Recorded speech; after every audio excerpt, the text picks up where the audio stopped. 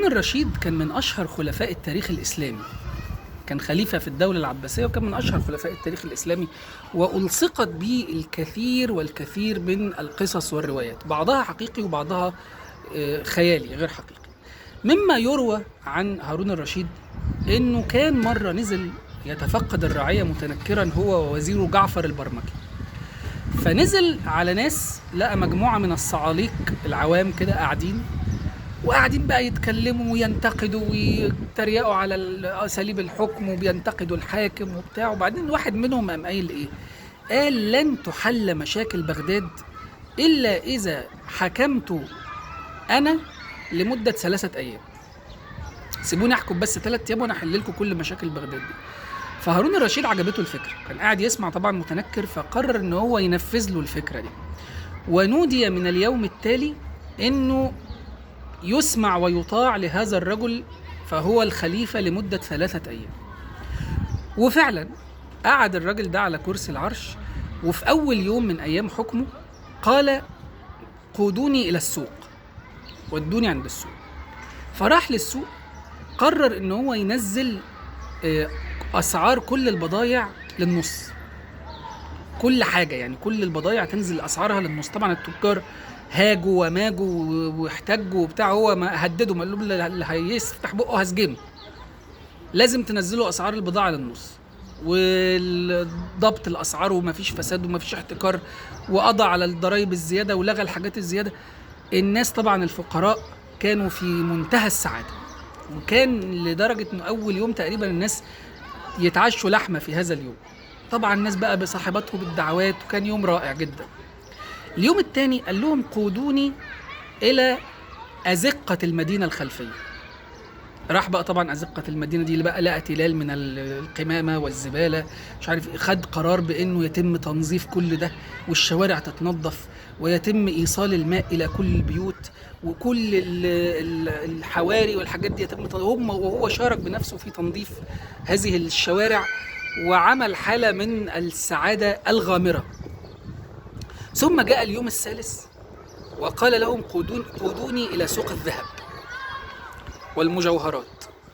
فراح سوق الذهب والجواهر، وفوجئ تجار الذهب بأنه عمال ياخد منهم الهدايا عادي، وإن العقد ده بيعجبه يقوم واخده، والحلق ده بيعجبه يقوم واخده، والسبيكة الذهبية دي عجبته يقوم واخدها.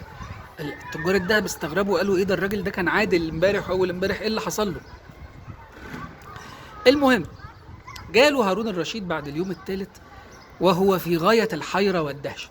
قال له: لقد أصبتني بحيرة لم أصب مثلها من قبل. لقد عدلت في أول يوم، ثم عملت وأنصفت في ثاني يوم، ثم سلبت وظلمت في اليوم الثالث، فما الذي حملك على ما صنعت؟ فالراجل قال له إيه بقى؟ قال له كلمة غاية في الجمال والروعة وتلخيص ما نحن فيه الآن. قال له: لقد اختصرت دورة حكم السلطان وسنوات حكمه في هذه الأيام الثلاث. أول يومين بيبقوا يومين حلوين جدا لأي حاكم، اليوم الثالث بيتحول إلى ما رأيته. ليه بقى؟ هي دي الفكرة اللي بنوا عليها السياسيين والدول والعالم بعد كده، فكرة مدد حكم الرئاسة. أي رئيس في بداية سنوات حكمه أول مدة تاني مدة بيبقى كويس، أول مدة لو مشي كويس الناس بتنتخبه المدة كمان، بعد كده ما بتنتخبوش حتى لو هو كويس، لأنه حتى لو هو مين هيجي في المدة الثالثة ويظلم. دي طبيعة الأشياء، مش عشان هو وحش أو حلو، دي طبيعة البشر. وبالتالي فكرة إن في حاكم زي عبد الفتاح السيسي مثلا، في ناس شايفة إنه هو أنقذ مصر وعمل حاجات جميلة وقضى على حكم الإخوان وسيطر وعمل، وشايفين إن ده إنجاز. يعني في ناس شايفة إن هو عمل حاجات كويسة في فترة حكمه الأولى أو الثانية. يقينا هو لن يكون مثل ما كان في المدة الأولى أو المدة الثانية.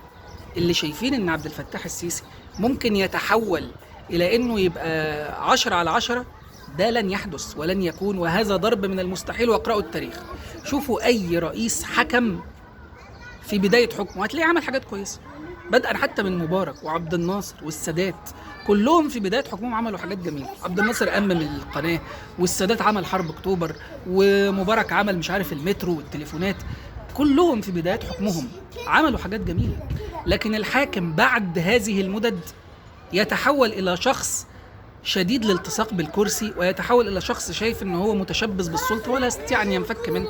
وبالتالي فكرة الحكم إلى الموت دي ملهاش منطق وملهاش معنى. ولو السيسي كان عمل حاجات حلوة، مع إنه ما عملش، هو خربها طول ال10 سنين. واقروا التاريخ، شوف بلاش التاريخ، اقروا الاقتصاد، شوفوا أرقام الاقتصاد في مصر كانت عاملة إزاي ووصلت إلى فين. هذا يفي بالغرض إنه يقول لك إنه أول يومين ده كان حال السيسي، فما بالك باليوم التالي.